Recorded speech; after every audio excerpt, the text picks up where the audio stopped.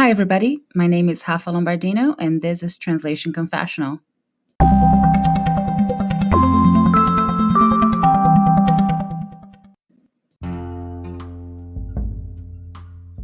Using social media to our advantage. When I started teaching tools and technology in translation back in 2010, I noticed students were very resistant to using social media for professional purposes.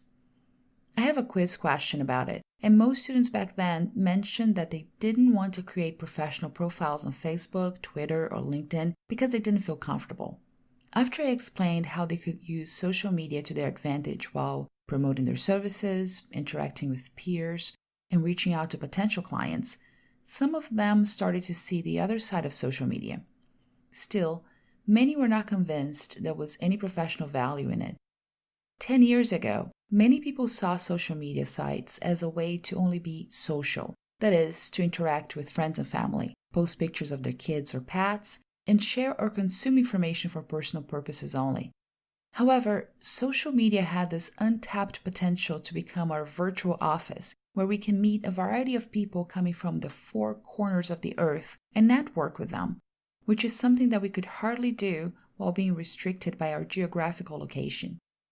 I'm glad to say that, in my 10 years teaching tools and technology in translation, I've been able to see this big shift, and students are now embracing social media as part of their marketing strategy.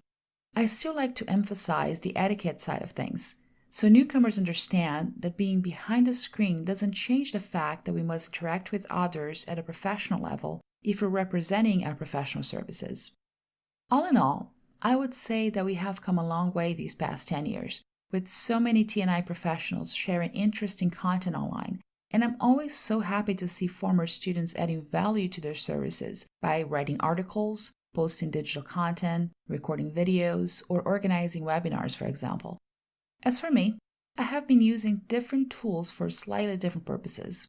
I started out with a Facebook account to keep in touch with friends and family in Brazil. As my professional network started to grow, especially after I started attending ATA conferences and meeting other translators, I started to keep in touch with peers too, most of whom have become dear friends. When I started teaching, I created a Facebook page dedicated to my class, where I also post information about webinars and Translation Confessional episodes. That way, I can separate professional and personal matters and reach my target audience accordingly, whether I'm posting a picture of my kids to my personal wall or sharing information on a new webinar session on my Tools and Technology page. I've been using Twitter for a while, but it's more passively than I would like to. I mostly use it to share information about interesting work I've been doing, such as books I've translated or details on my classes, webinars, and podcast episodes. I may reply to some tweets I find interesting, but I don't get too personal there. The same is true about LinkedIn, where I mostly worry about updating my resume page if there's anything new going on professionally. But I have to say I don't spend as much time on LinkedIn as I should to maximize its networking potential. I also have an Instagram account, which is a mix of personal and professional. I may post pictures of nice flowers I come across while running outdoors, or pictures of my kids cooking with me, but I also share work-related images when they are relevant. Our work is hardly visual most of the time, so it's harder to share a slice of your day on Instagram with a compelling photo when you're a translator working in front of your computer day in and day out. The same is true of the Instagram Stories function, where I post something each week when a new podcast episode comes out. But I also do a song challenge with a couple of friends, for example, and highlight a song a day according to the theme indicated on the list we were given. As for IGTV, I haven't jumped on the live video bandwagon because I truly don't see any need for it at the moment. But I've posted a couple of video clips about my classes just to take the opportunity and learn how everything works. Apart from these 4 big social media websites, I also keep in touch with peers and some clients through WhatsApp. Even though, I'll admit, I took my time to download and install it, I couldn't avoid it because it's just too popular in Brazil, so I had to add this channel of interaction to my routine.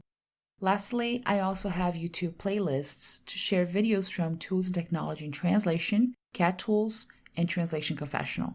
Not only do they help me share extra information related to translation, but these videos have also helped me show clients some examples of my subtitling, voiceover, and video editing skills so they can feel more confident in hiring me for these additional services. Well, if you would like to learn more about how you can use Facebook pages and groups professionally, I'll leave a link to a webinar recording where I break down some strategies and ideas you can put into effect to spread the word about your own business. So, how do you use social media to reach out to potential clients and colleagues? Drop me a line or leave a voice message to share what's been working for you in the social media front.